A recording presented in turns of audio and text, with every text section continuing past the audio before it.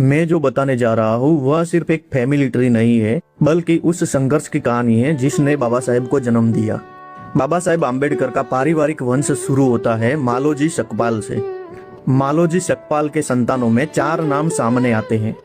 बलवंत जो सन्यासी हो गए थे, आनंद जिनकी मृत्यु कम उम्र में हो गई थी, मीराबाई जो दिव्यांग थी और अविवाहित रही थी, और चौथे थे रामजी सकपाल। यह रामजी सकपाल आगे चलकर बाबा साहेब आम्बेडकर के पिता बने। रामजी सकपाल ने भीमाबाई से शादी की, जिन्होंने बाबा साहेब को जन्म दिया। भीमाबाई की मृत्यु के बाद रामजी सकपाल ने जीजाबाई से शादी की, जिनको कोई संतान नहीं हुआ। रामजी सकपाल और भीमाबाई की टोटल 14 संतानें हुई। उनमें से कई बच्चे बचपन में ही चल बसे। इन परिवार की पीड़ा भी गहरी थी और संघर्ष भी उतना ही बड़ा था। इन 14 संतानों में प्रथम 7 संतानों की माहिती उपलब्ध नहीं है। बाकी 7 संतानों में एक थे बलराम, जिनका विवाह गंगा से हुआ।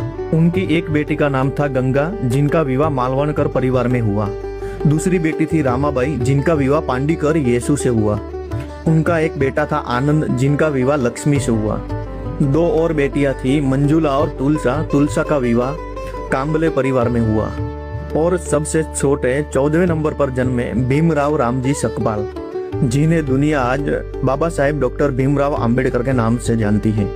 अब आगे बढ़ते हैं परिवार की अगली पीढ़ी की ओर। बाबा साहेब आम्बेडकर के भाई आनंद और उनकी पत्नी लक्ष्मी से 3 संतानें हुई, मुकुंद, अशोक और गंगाधर। दूसरी ओर बाबा साहेब आम्बेडकर का विवाह रमाबाई से हुआ। रमाबाई केवल उनकी पत्नी नहीं थी, बल्कि उनके संघर्षों की मौन शक्ति थी। गरीबी, बीमारी, दुख और अकेलेपन के बीच रमाबाई ने बाबा साहेब के जीवन को संभाला। बाबा साहेब और रमाबाई के संतानों में सबसे बड़ा नाम था यशवंत, जिन्हें भैया साहब से जानते थे। यशवंत का विवाह मीरा से हुआ।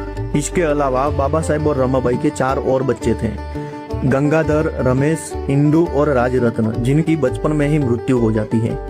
यशवंत और मीरा से आगे परिवार में 4 नाम और आते हैं, प्रकाश आम्बेडकर, भीमराव जो बाद में राज्यसभा सांसद बने, आनंद और रमा, जिन्हें प्रतिमा के नाम से भी जाना जाता है। यह केवल एक फैमिली ट्री नहीं है, यह उस परिवार की कहानी है जिसने दर्द देखा, अपमान देखा, बच्चों को खोया, गरीबी झेली, लेकिन हार नहीं मानी। बाबा साहेब आम्बेडकर केवल एक व्यक्ति नहीं थे, वह उस पूरे संघर्षशील परिवार की चेतना थे। और इसलिए जब हम बाबा साहेब को याद करते हैं तो हमें सिर्फ संविधान नहीं, बल्कि उसके पीछे खड़े उस परिवार के संघर्ष, त्याग और इतिहास को भी याद करना चाहिए। क्योंकि इतिहास केवल महान लोगों से नहीं बनता, इतिहास उन महान परिवारों से बनता है जो दर्द सहकर भी आने वाली पीढ़ियों को रास्ता दिखा जाते हैं। जय भीम।